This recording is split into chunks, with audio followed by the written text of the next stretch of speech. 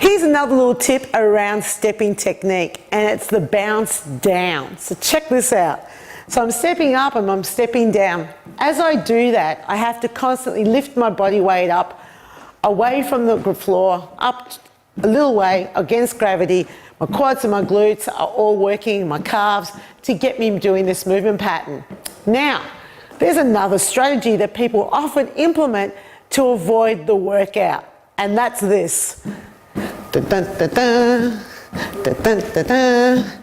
And you're bouncing on your toes, creating enough momentum to throw you forwards. Now, it looks so more energetic. It's actually easier. It's easier because I have to use my quads and my glutes so much, because I'm literally bouncing up onto the step using the fascia in my feet and my Achilles tendon to help me promote myself going back up again.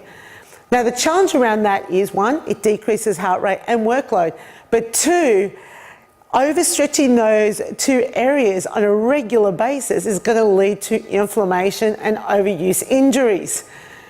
The way you step up and down top of a step, for the most part, is heels make contact with the top and with the floor, up and down. And that's why the speed of music, which we'll be discussing later, is super important. There is about 120, 130 BPMs. When we go faster, we want to bounce more. So just make sure heels come down and then back up. And that way you avoid any overuse injuries.